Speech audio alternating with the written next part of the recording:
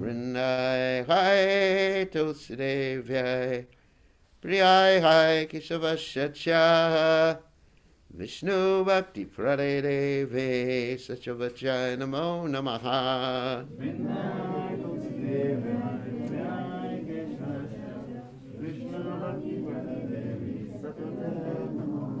Jai Tulsi Maharani Ki Jai. Okay, class.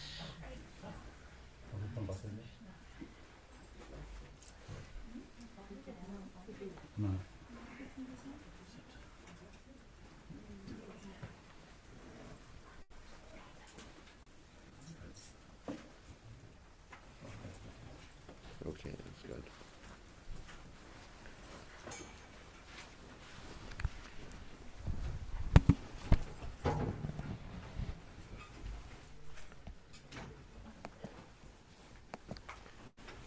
All right.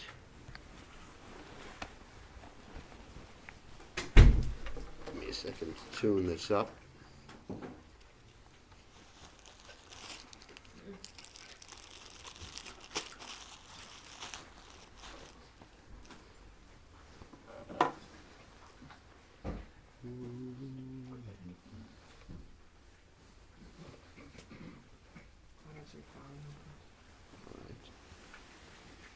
Definitely after the art, you don't share the flowers. That's probably the worst thing you can do. Have you been doing that in the temple? No.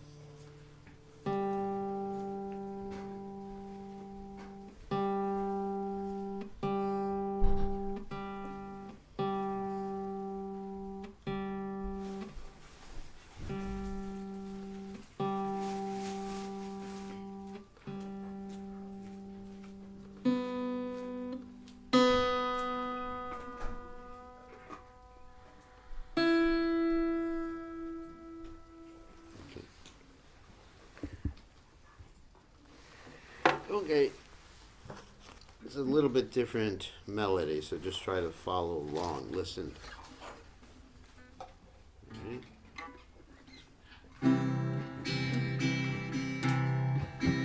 Jaya Rani Madhura Jaya Kunja Vihari Jaya Radha Madhava Jaya Kunja Vihari Vijana Vallabha Jaya Girivaradhare Jaya Girivaradhare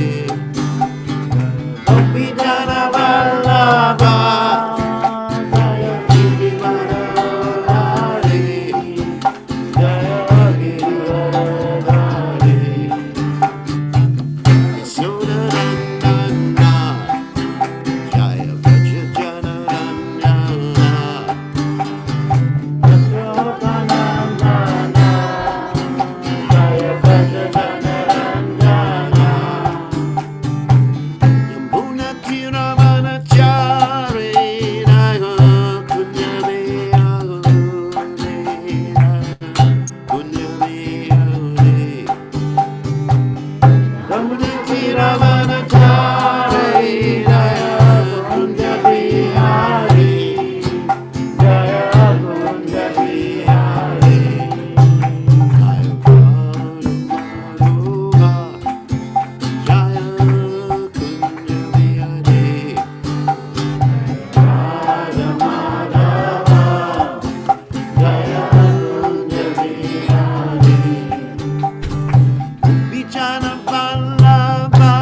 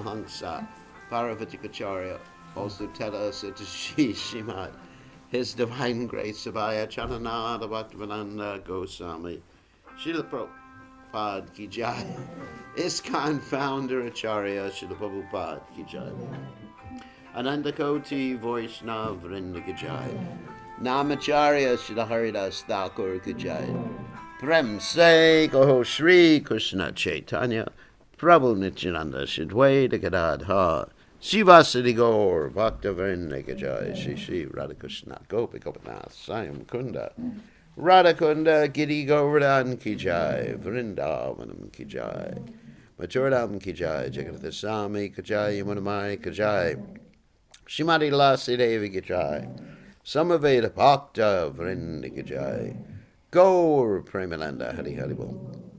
All glory is the assembled devotees. All glory is the assembled devotees. All glory is the assembled devotees. All glory is to Shri Guru and Gauranga Srila Prabhupada Ki Jai. Nama Om Vishnupadaya Krishna Prastaya Bhutale Srimati Bhaktivedanta Swami Namani Namaste Saraswati Devi Gauravani Pacharni Nivashesha Shinyavadi Paschatadeja Tarni Somagana Timadanda Shah Garanjana Shalakaya Chakshur Meditam Yena Tasmai Shigurave Namaha. So we're going to continue with our reading of the Sri Caitanya Caritamrta, which we left off a few weeks ago, I think. Well, not quite a few weeks, but anyway, some time ago.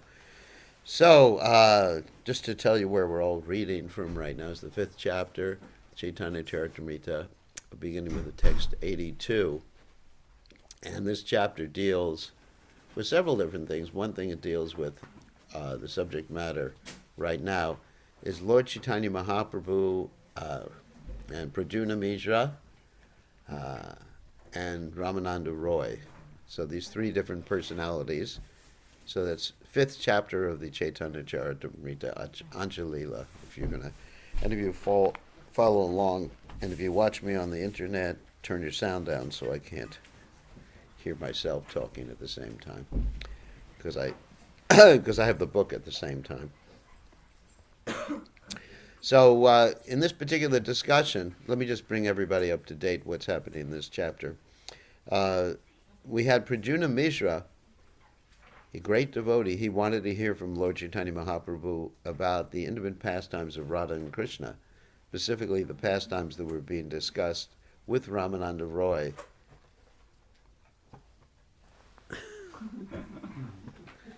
All right, along the Godavari River in Vijayanagara.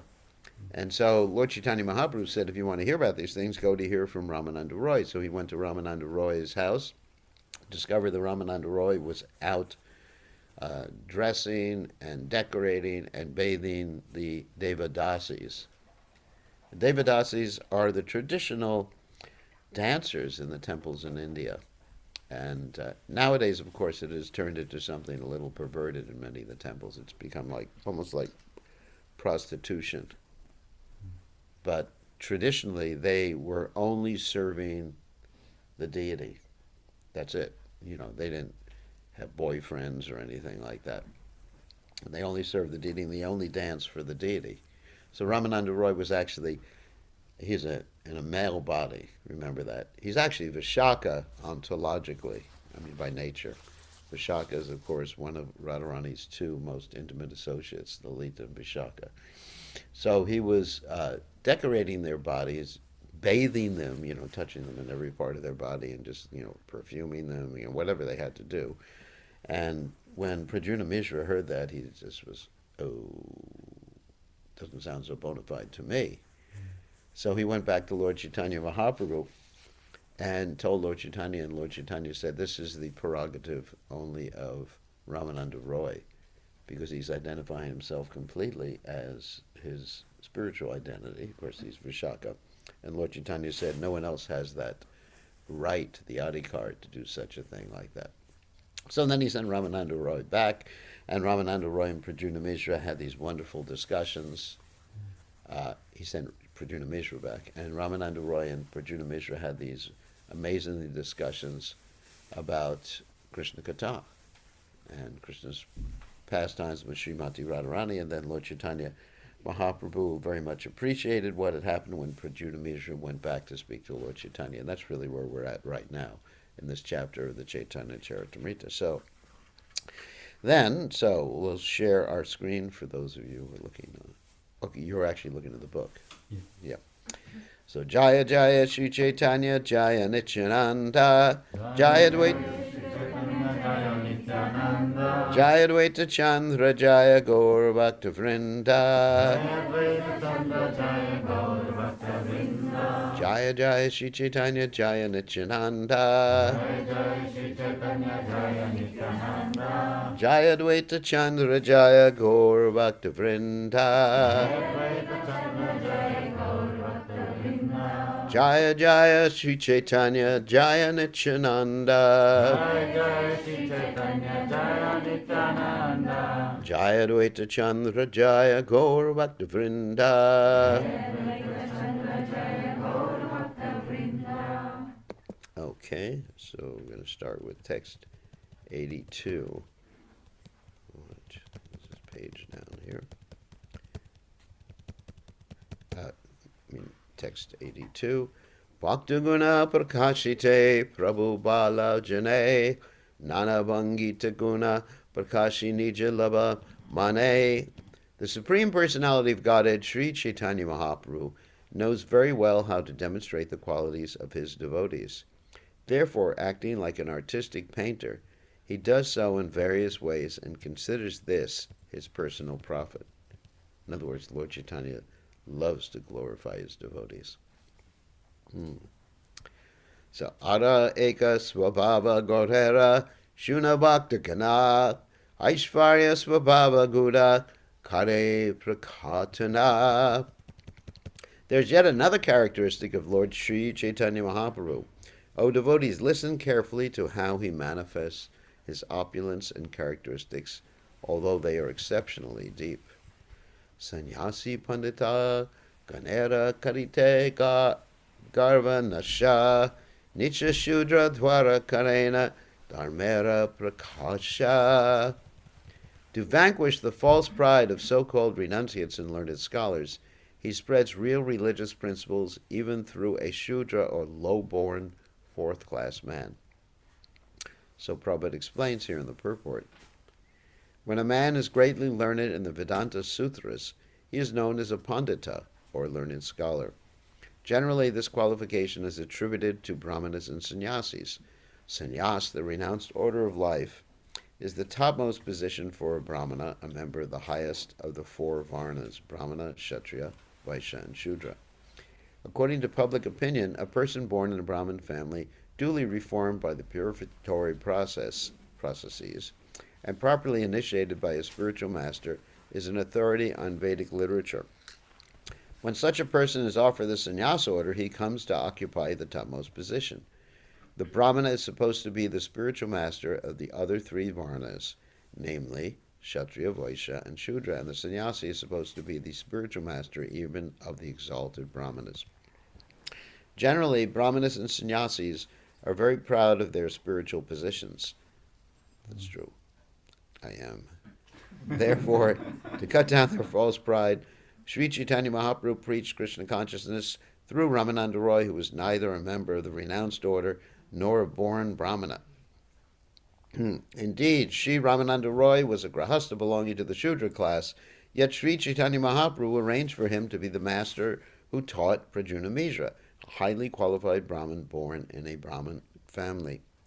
Even Sri Chaitanya Mahaprabhu himself, although belonging to the renounced order, took instruction from Sri Ramananda Roy. In this way, Sri Chaitanya Mahaprabhu exhibited his opulence through Sri Ramananda Roy. That is the special significance of this incident. According to Sri Chaitanya Mahaprabhu's philosophy, Ye Krishna Tattva Veta Se Guru Hai, C.C. Madhya-lila 8:128. Anyone who knows the science of Krishna can become a spiritual master without reference to whether or not he is a Brahmin or sannyasi.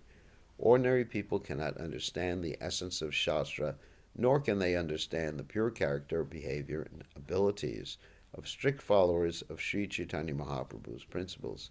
The Krishna consciousness movement is creating pure, exalted Vaishnavas even from those born in families considered lower than those of the Shudras. This is proof that a Vaishnava may appear in any family as confirmed in Srimad Bhagavatam 2.4.18. Kirata hunandra pulinda pulkasha abira shumba yavana kasadaya yene chabapa yad apashraya shreyaha sujanti tasmai prabhavishnave namaha. Kuratas, Hunas, Undras, Pulindas, Pulkashas, Abiras, Shumburas, and Yavanas, and members of the Kasha races, and even others addicted to sinful acts, can be purified by taking shelter of the devotees of the Lord, due to his being the supreme power. I beg to offer my respectful obeisances unto him, Srimad Bhagavatam 2.4.18. By the grace of the Supreme Lord Vishnu, anyone can be completely purified, become a preacher of Krishna consciousness, and become the spiritual master of the entire world. This principle is accepted in all Vedic literature. Evidence can be quoted from authoritative shastras showing how a low-born person can become the spiritual master of the entire world. Sri Caitanya Mahaprabhu is to be considered the most munificent personality, for he distributes the real essence of the Vedic shastras to anyone who becomes qualified by becoming his sincere servant. Actually, very powerful purport. And, of course, Srila Prabhupada's spiritual master, Srila Bhakti Siddhanta Saraswati Thakur, he was criticized also, in addition to Prabhupada being criticized, for giving sannyas to people in low-born caste and giving Brahman initiation to people in low-born caste. And, in fact, he was so much criticized that when he was going on parikrama, several things happened. They closed all the stores in Vrindavan. And not only that, they threw stones at the devotees, and many devotees were injured. And not only that, there was an attempt to kill Srila Bhakti Siddhanta Saraswati Thakur. And then one of his disciples, Keshava Maharaj, had to dress up as Srila Bhakti Siddhanta Saraswati Thakur to protect Srila Bhakti Siddhanta Saraswati Thakur. And Srila Bhakti Siddhanta Saraswati Thakur dressed in ordinary brahmachari clothes just to get away so he wouldn't be killed. And the reason they knew that, it's an interesting story, was that the police were bribed to actually look the other way. But the police did not want to take that bribe. They actually said to the person who wanted to kill Srila Bhakti Siddhanta Saraswati Thakur, they said, normally, Prabhupada tells the story, he says, normally we take bribes and allow for people to be killed, no problem. But in the case of Srila Bhakti Siddhanta Saraswati Thakur, we won't do this. It's interesting. And so you have this caste distinction in India, and even we have the story of Narottama Das Thakur, who was also from a Shudra family, a Kayashta, which is considered Shudra family. And people would criticize Narottama Das Thakur.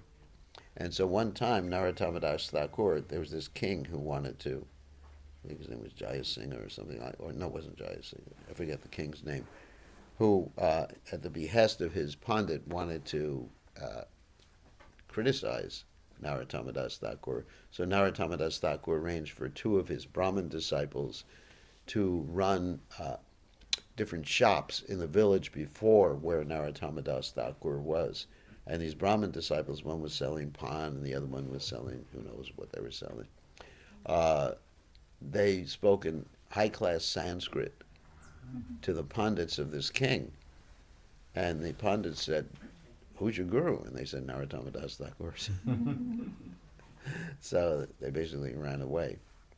So you find even in India today, there's this caste distinction. One of the things we have to deal with in Braj and Vrindavan, because we're doing these projects, the Radha Seva project, probably some of you know about that, radharani.com, that's an advertisement. So anyways, if you're interested, we're doing these projects, is that many of the residents of Vrindavan who are in so-called low-class families, they're not actually low-class, they're Brajabasis. They're not allowed to enter into the temples. In other words, the Brajabasis born in Vrindavan, Krishna is their friend. They don't. Krishna is their guru. They don't really have to follow the same practices. They don't have to chant 16 rounds on their beads because Krishna's there.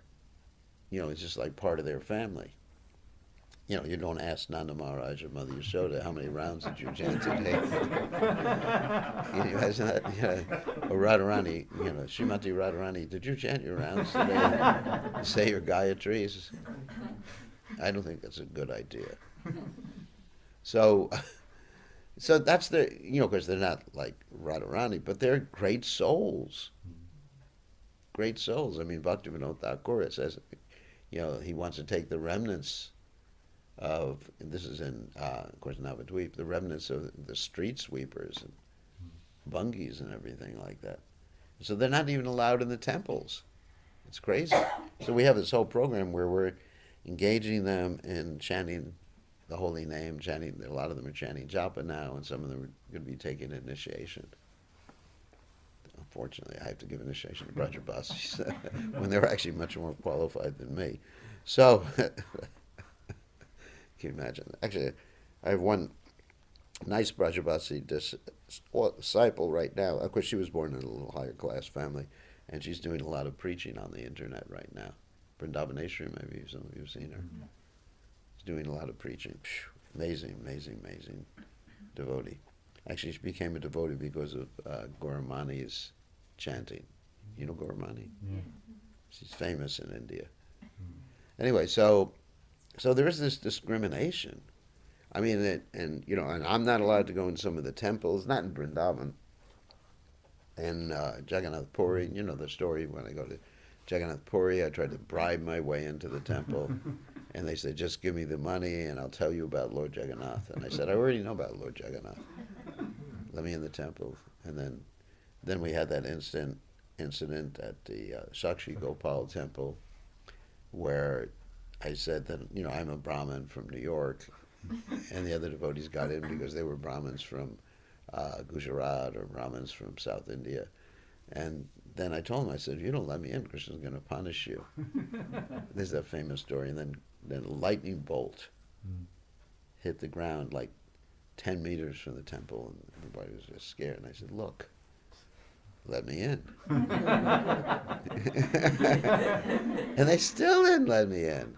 And then another lightning bolt hit. Same distance from the temple. A lightning bolt, actually lightning. The whole ground was shaking, it was just like, and they just stuck to their guns, They still wouldn't let me in the temple. So you have this crazy caste distinction, and that's why Caitanya Mahaprabhu, of course, allowed everybody to join his Sankirtan movement, first of all. And second of all, that's why he had Haridas Thakur as the main acharya of the holy names, to show people, that actually it doesn't matter. Dina hina yata chilo, harinamu utarilo. It's a very, very, very important points in Krishna consciousness that, if someone knows the science of Krishna and is Krishna conscious, then he can be guru, isn't it? Kiva vipra, kiva jasi, shunakena noi. Ye Krishna tadvaveta se guru hoy. So we're not the bodies. That's the first lesson in Bhagavad Gita, isn't it? You're not your body. And sometimes even in ISKCON, this is an advertisement, and sometimes even in ISKCON, a political statement, people say, well, men can become gurus, but women can't be gurus. But it's interesting. So I always give this joke. I said, so the men are not their bodies, but the women are their bodies. Isn't everybody else if someone's a female, they are their bodies.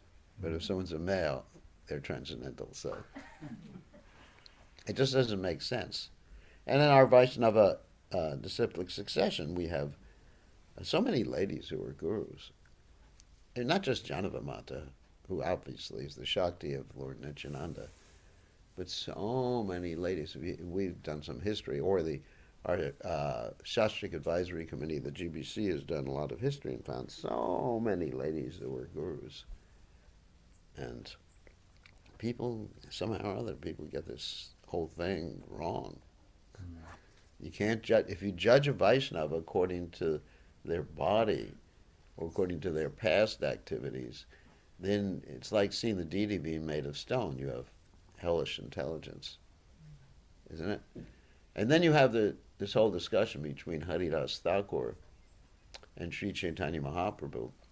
It's also in the Caitanya Caritamrta, where Sri Chaitanya Mahaprabhu was asking, how can these Yavanas become Krishna conscious? How can they be saved? Yavana means basically meat eater, which is just about everybody, except for all of you.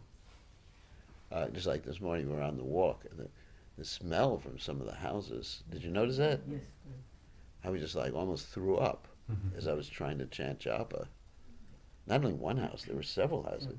It went for like several blocks, the smell, where they were not killing, but they were eating or cooking flesh. Ew. It's just, hardly you can't go for a walk anymore. Change the route. Well, the route, whatever route you take, And then right. Yeah, whatever route you take, the people are just like animals. They're yavanas.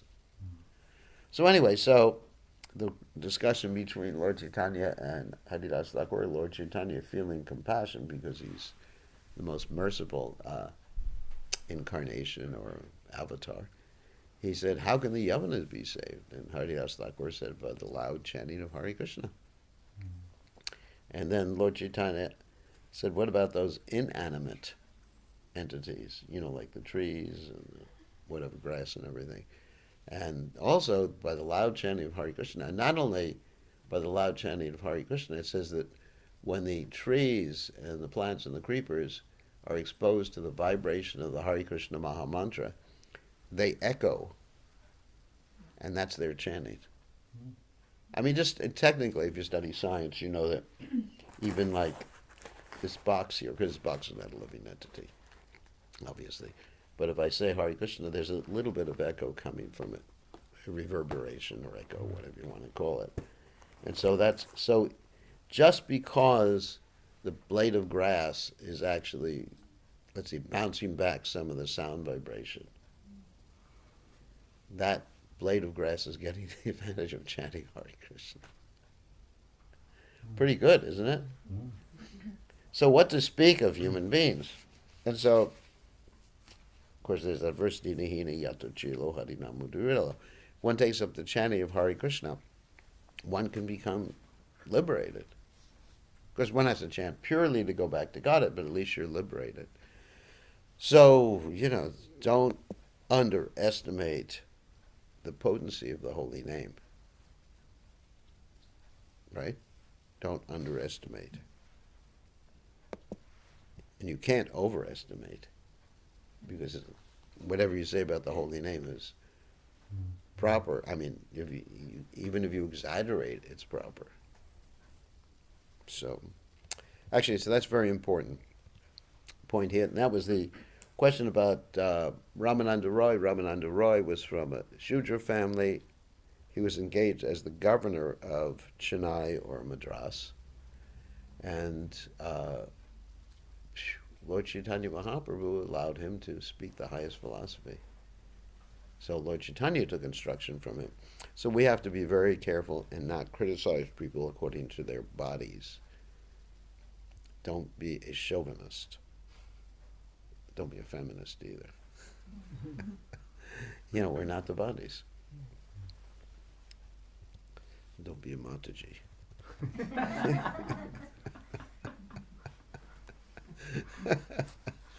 Be a Vaishnavi. It's interesting. There's a little political stuff too.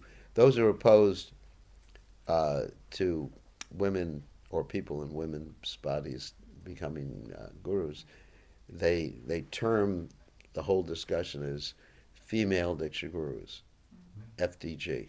And those who are in favor of it term the whole discussion as VDG, Vaishnavi Diksha gurus. Because we don't say male Diksha gurus, we say Vaishnava gurus. Because if you see a devotee according to their gender, I mean, terrible. I mean, we can understand they're walking around with a certain gendered body. But if you see me according to my car, well, that would be kind of nice. I have a nice car. Anyway, that'd be very prestigious. Anyway, so. But anyway, I mean, that's crazy. You can't become a guru because you're driving around in a, what's a bad car? Mitsubishi? Right? What's the lowest car you have here? Corolla? Toyota Corolla? Starlet. Starlet. Yeah, very old models. Toyota Starlet. Toyota Starlet. So you're driving around a Toyota Starlet, so you cannot give glass, you cannot become a devotee. We'll just call you Starlet. It's the same thing. I mean, there's no difference. Because Bhagavad Gita states, yantra rudani maya, it calls his body a yantra. Now, those of you who know what the word yantra means, it means machine. Okay, let's go on and read some more. At a certain point, we'll take questions. So, Bhakti Prema Tattva Kahe Rai Kari Ukta Apani Prajuna Mishra Sahaya Shruta. Sri Chaitanya Mahaprabhu preached about devotional service, ecstatic love, and absolute truth by making Ramananda Roy a grahasta, also he was a grahasta, born in a low family, the speaker. Then Sri Chaitanya Mahaprabhu himself, the exalted Brahmana sannyasi, and Prajuna Mishra, the purified Brahmin, both became the hearers of Ramananda Roy. So Srila Bhaktivinoda Thakur says in his Amrita Pravaha Bhasha that sannyasis in the line of Shankaracharya always think that they have performed all the duties of brahmanas, and that furthermore, having understood the essence of the Vedanta Sutra and become sannyasis, they are the natural spiritual masters of all society. Similarly, persons born in Brahmin families think that because they execute the ritualistic ceremonies recommended in the Vedas and follow the principles of Smriti, they alone can become spiritual masters of society. These highly exalted Brahmanas think that unless one is born in a Brahmin family, one cannot become a spiritual master and teach the absolute truth. To cut down the pride of these birthright Brahmanas and Mayavadi sannyasis, Sri Chaitanya Mahaprabhu proved that a person like Ramananda Roy, although born in a Shudra family and situated in the Grahastha ashram, can become the spiritual master of such exalted personalities as himself and Prajuna Mishra. This is the principle of the Vaishnava cult, as evinced in the teachings of Sri Chaitanya Mahaprabhu. A person who knows what is spiritual and what is material and who is firmly fixed in the spiritual position can be Jagat Guru, spiritual master of the entire world. One cannot become Jagat Guru simply by advertising oneself as Jagat Guru, without knowing the essential principles for becoming Jagat Guru. Even people who never see what a Jagat Guru is and never talk with other people become puffed up sannyasis and declare themselves Jagat Gurus. Sri Chaitanya Mahaprabhu did not like this. Any person who knows the science of Krishna and who is fully qualified in spiritual life can become Jagat Guru. Thus, Sri Chaitanya Mahaprabhu personally took lessons from Sri Ramananda Roy and also sent Prajuna Mishra, an exalted Brahmana, to take lessons from him. Another thing Srila Bhaktisiddhanta Saraswati Thakur did was that he actually gave Brahmin threads to the devotees when they took initiation. That was really unique because traditionally in India, you get your Brahmin thread when you're like 5 or 6 years old or 7 years old, like a little kid in a Brahmin family. If you're in a Brahmin family. You know, there's this whole ceremony. You get your thread and the little kid, he gets the Brahma Gayatri. That's the first line of the Gayatri, which nowadays, of course, they sing on the internet. What's that? Choop.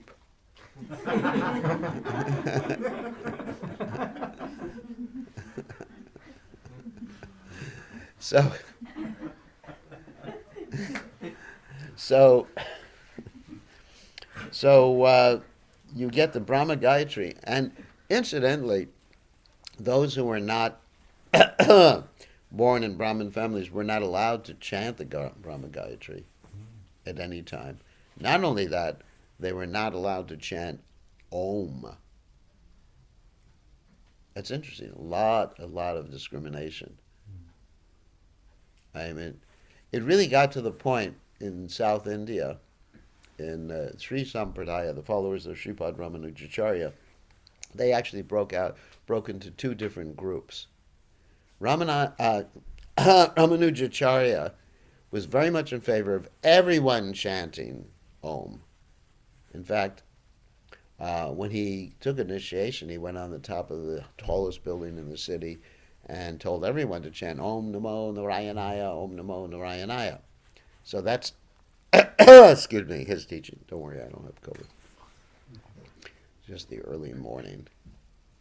So he got everyone to chant.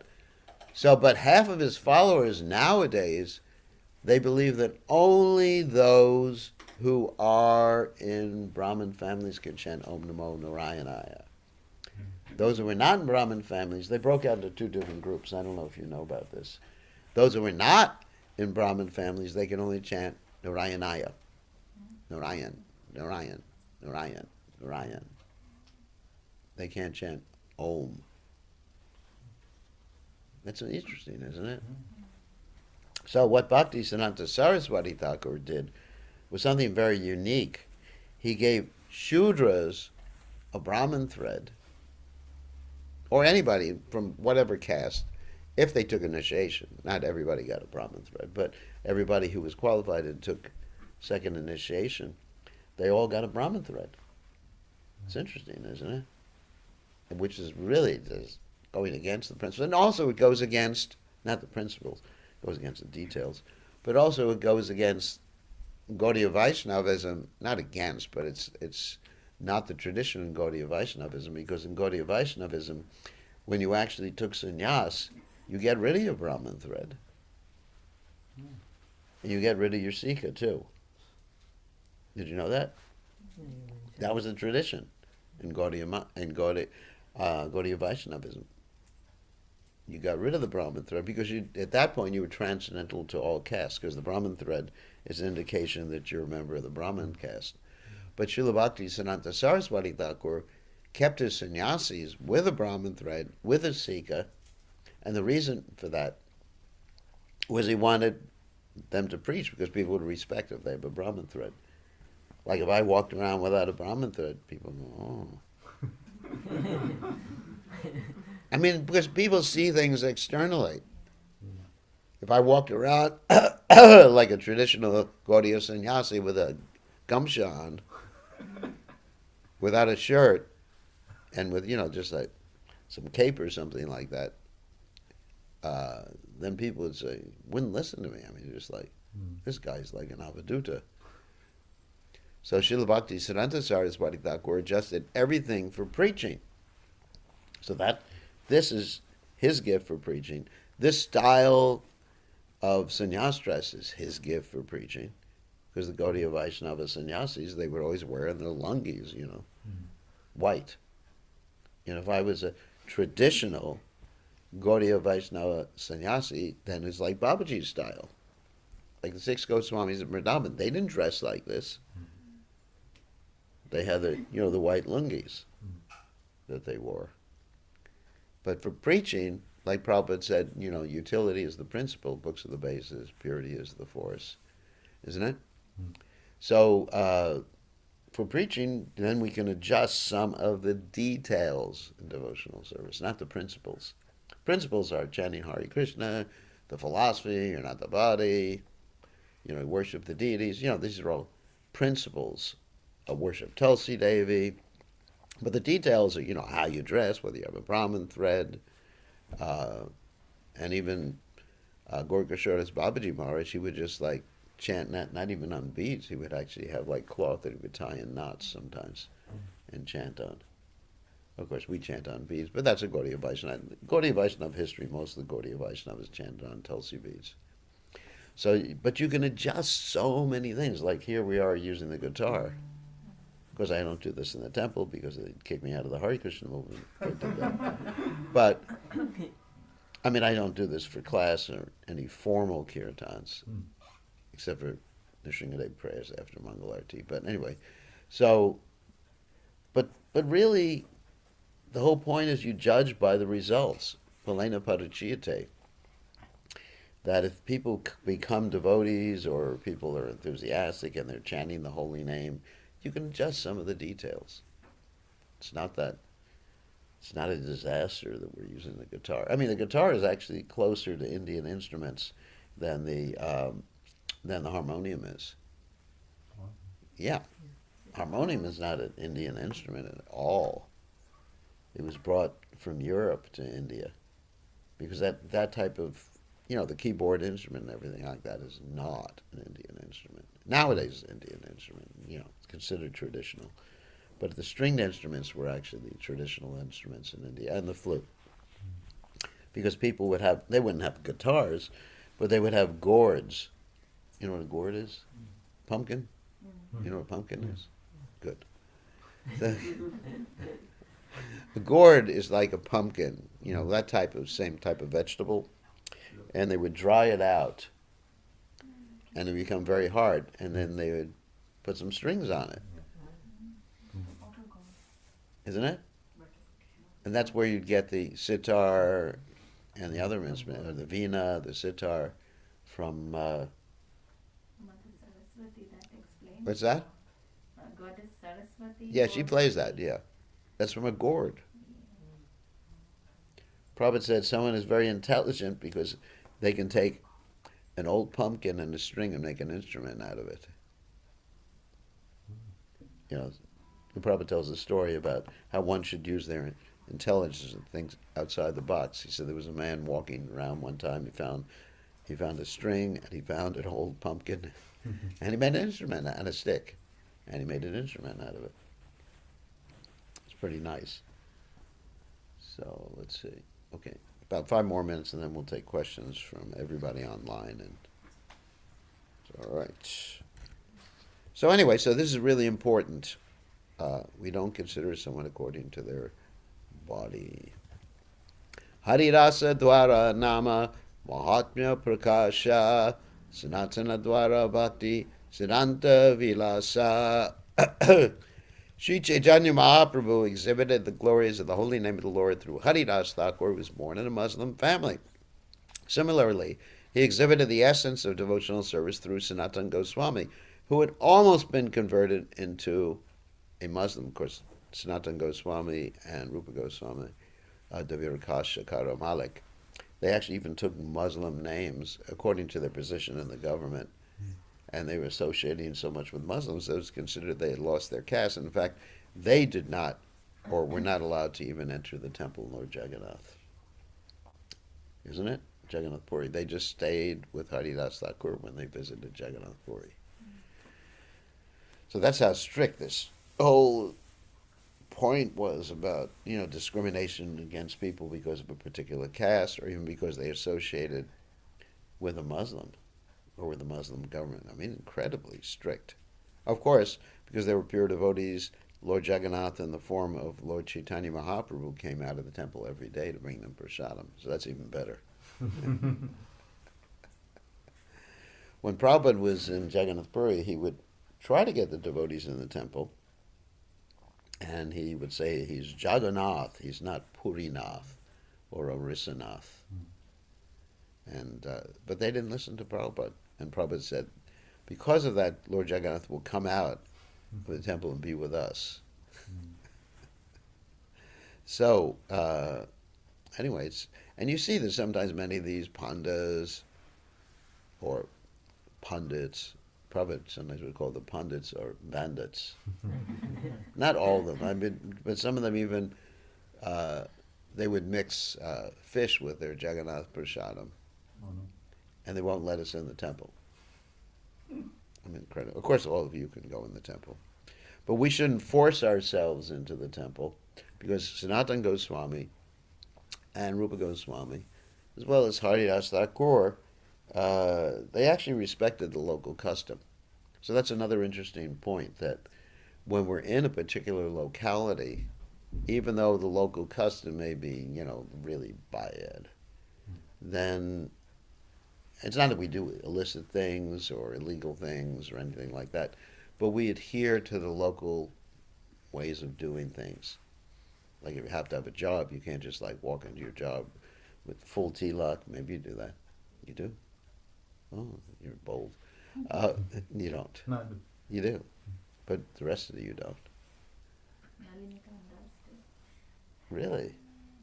You walk there with full tilak? Yes, many doctors in that company, they used to wear other sampradayas tilak. So Oh, really? You got a good company then.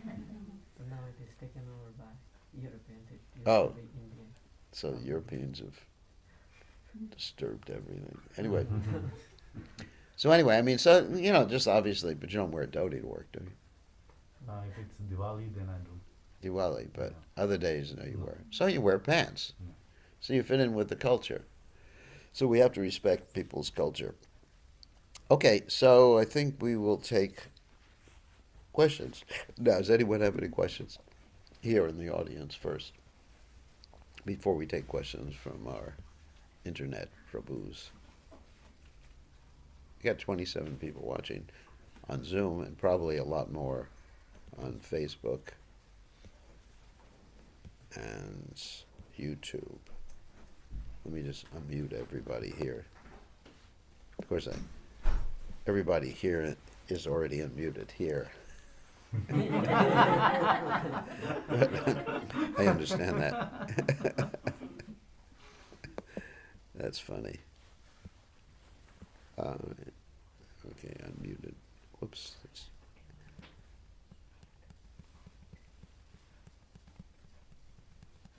Okay, who has a question?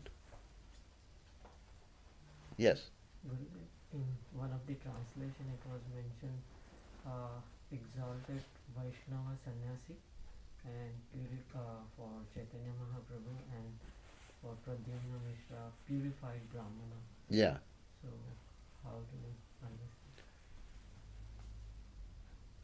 I don't know. They're both superlative words, Oh. Exalted.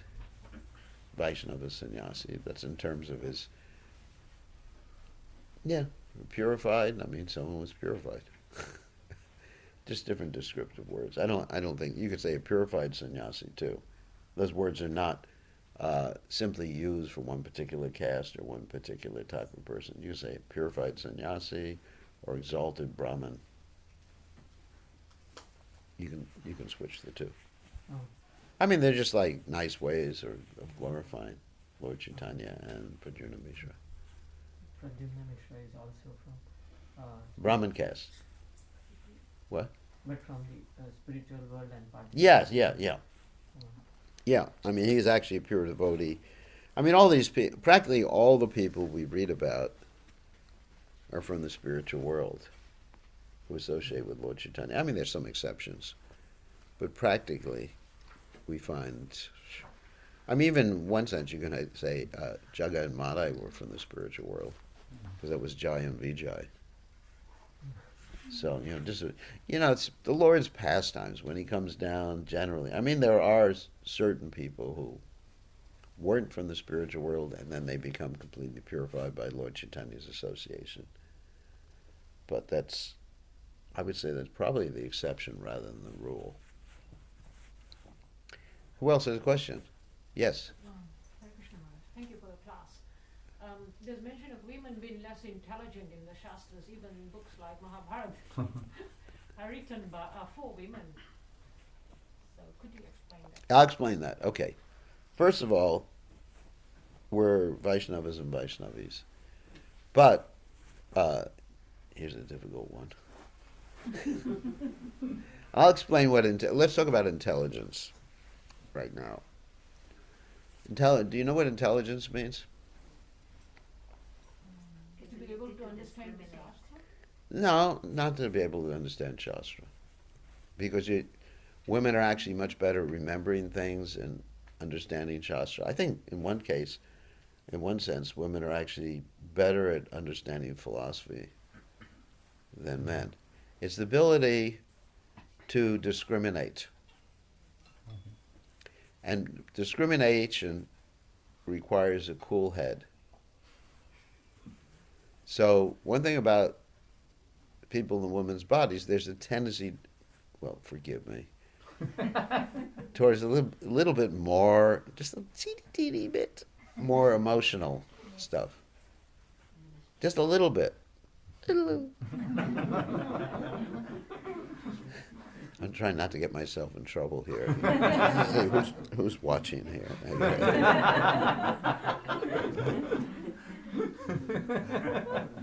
Okay, no problem. Oh, Chitra Krishna asked, what's the question? The question is about women. Why isn't Shastra, okay, I got to repeat the question. Why in Shastra are women sometimes described as less intelligent? Is because, and anyone who's not cool-headed is considered to be, the intelligence is not as great. In other words, cool-headed means ability to put aside your emotions. Vacho Vegam, Manasakroda Vegam, Jiva Vegam, Udara Pashta Vegam. So ladies who are not Vaishnavis, because Vaishnavis become more intelligent. And Prabhupada actually said, woman devotee or Vaishnavi is more intelligent. Prabhupada jokingly one time was talking about one of his professors said about 32 ounces and 64 ounces. And he says, when you become a Vaishnavi, your brain grows. It's true. So people who are not Krishna conscious, women or men, they're not able to discriminate as much because of the emotions. You find that. Just like, for example, I gave you the example last night when I had the police pulled me over. I lost my ability to discriminate because I was emotional. I wasn't crying or anything like that, but I was shaking. Even my heart was skipping beats. I actually, put my hand here just say, and it was going boop boop boop boop boop boop boop boop. I was thinking, am I having a heart attack? But stress is actually quite normal when you're I was in complete stress. It took me a day to get over it because it hadn't happened for like 55 years. Just getting caught. The little boy getting caught doing something he shouldn't have done. Anyway, so in extreme emotional cases, you actually lose your cool. And so, therefore, it's... Anyway, so I think... So the women have a challenge. People in women's bodies have more of a challenge. And there's a physiological reason for that. That there's more interconnections between the left hand and the right-handed side of the brain. So you get, men don't have any, they can be so cool they can kill people, like you see in the wars going on right now. Mm. The men are just very cruel. And they don't, generally, and not all men. See, now I'm denigrating men. So, criticizing men. But the men could, in many cases, can just do things that are extremely cruel. Isn't it? And you don't find so many women doing things like that. Sometimes. Like Margaret Thatcher was called the Iron Lady. You know who Margaret Thatcher was? Prime Minister. She used to be the Prime Minister. She passed away. But she used to be the Prime Minister of the UK. She was called the Iron Lady. Oh, my God. Sometimes when the ladies imitate the men, they become worse than the men. Isn't it? Oh my God, it's frightening. Durga. Kali, Bhadra Kali. So that's really why the statements are there like that. Because the women can remember things better than the men. I find, just dealing with Vaishnavis in our movement, that some of them, I have one god sister who's memorized whole Bhagavatam. And when I want to know something from the Bhagavatam, her name is Narayani. I don't know if you ever met her. Very nice god sister. And I would just ask her, where can I find this information? I don't have to go to my computer anymore. I just ask her. And she knows, and she preaches wonderfully, and just like, wow. She understands philosophy. And because she's a Vaishnava, she's transcendental to all these distinctions of the body. But as long as we're identifying with the body, then there's certain pluses and minuses. Like I said, there's minuses in being a male and having a male body, because there's a tendency to be very cold-hearted. And, and people have certain expectations about people in a male body. I remember one time that one of my disciples passed away, and I was at the funeral, and I was crying. I can cry too. And this disciple's father said, "No, you shouldn't cry, sannyasi, you shouldn't cry. We want you to be different." So, so there's expectations for people with different types of bodies. So that's why the description is there. I mean, I find linguistically, women can be just as intelligent as men, especially with languages. There's a lot more polyglot ladies than men. You know what a polyglot is? One who knows many, many languages. And, women can be great doctors, isn't it? Men can be very cruel as doctors.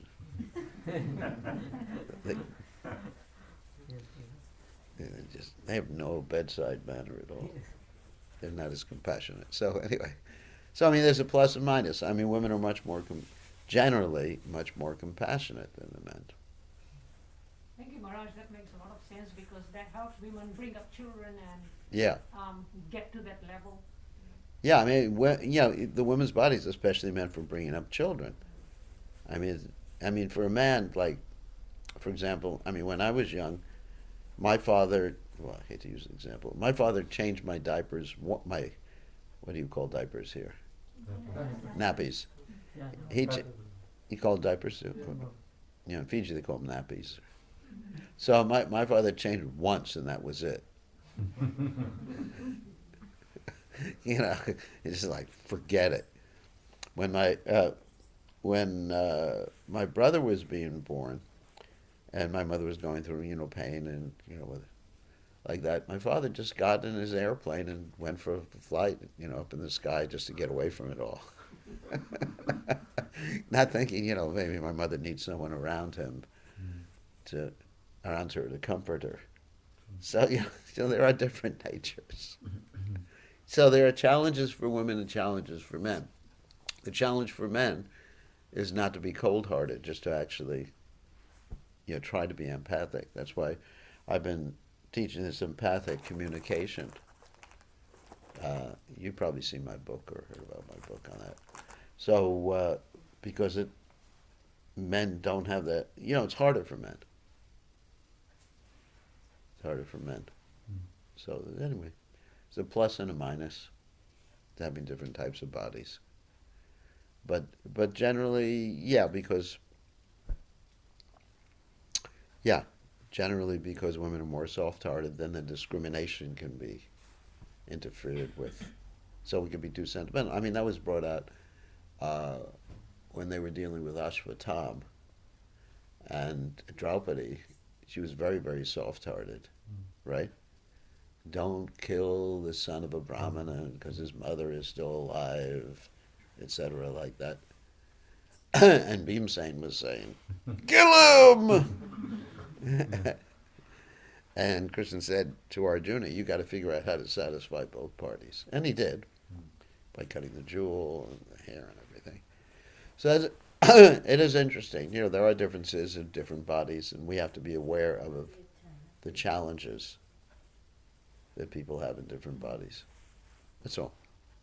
And but if one becomes a Vaishnavi, I've seen the ladies are perfectly capable if they're actually, but still the ladies should be protected. I think that's also important too.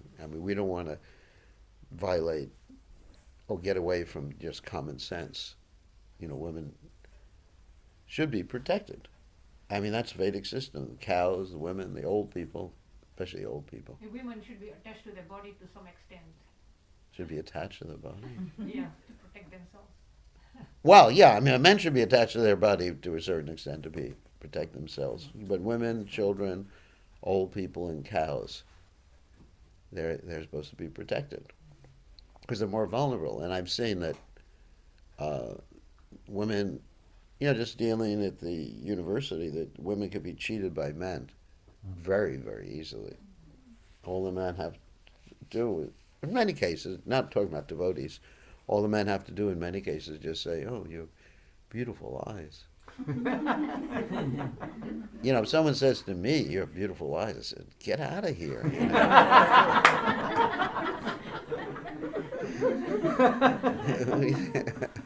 Isn't it? I don't care.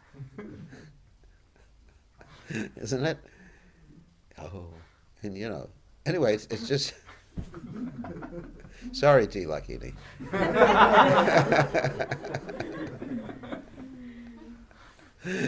It's just, there's just different natures, that's all. So that's why the ladies have to be protected, because the men can take advantage, and they do. Men, generally they cheat on the ladies. I mean, nowadays, of course, the ladies cheat and the man cheat, so things have become very androgynous, isn't it? I mean, everybody can do everything. So the society has become extremely degraded right now. So one other question? Yes, Tilak. My Guru Krishna Maharaj told me, because I want to stay in Vrindavan. Yeah. He said, you are a single lady, you shouldn't be staying there for 3 weeks, because there are so many like Mayavadi, Sanya, Bogus people, and they take advantage of women there. Yeah, it's scary for me. They are staying. Yeah, I mean, lady. That's what he said. Yeah, ladies shouldn't stay there alone. They should be protected. I mean, there's so many people who just try to victimize the ladies. You have to understand there's different psychology, male psychology and female psychology. There's actually an interesting book, Men Are From Mars, Women Are From Venus. You ever heard that book? Yes. And it really describes the different natures of the body. Of course, if one becomes transcendental, then that's another thing. All right, just one question from our audience here. Krishna Keshava has a question. You can unmute yourself, Krishna Keshava, and ask your question. Unmute. You got to unmute yourself. If you raise your hand. Oh, you don't have a question. Okay. But you raised your hand. I guess you're clapping or something like that. All right. Thank you. Thank you very much. I mean, he has an interesting backdrop, which is a giant picture of me. I mean, God. It's like looking at me. Oh, you can't unmute? Oh, hold on a second. I thought I gave permission to everyone to... Oh, I didn't. It's nice to be able to mute people. Okay, so Krishna Keshava, you can just ask a question. That's the last one. Hare Krishna, Gurudev. Dandavat pranams to you. So, Gurudev, just a quick question in regards to in Bhagavad Gita, chapter 4, verse 20. Krishna says to Arjuna, inaction in action, one who sees inaction in action and action in inaction are intelligent among men. Yeah. And so, can you please help me understand how we see as a devotee inaction in action? Okay, or that refers to karma and the results of karma. So, and akarma. Okay. Karma and akarma. So, first of all, if you work for Krishna, that's akarmic activity. If you do service for Krishna, there's no reaction. So there's no action. There's no reaction in action. And if you... All right, so if you work for Krishna, there's no action and reaction. That's the point, actually. There's no reaction. You understand? Thank you, Gurudev. Yeah, so action, it sees no reaction in action. And that is working for Krishna. So that's really the point. Akarma. And then if one performs karmic activities, there's action and action. One acts, and then you get a reaction.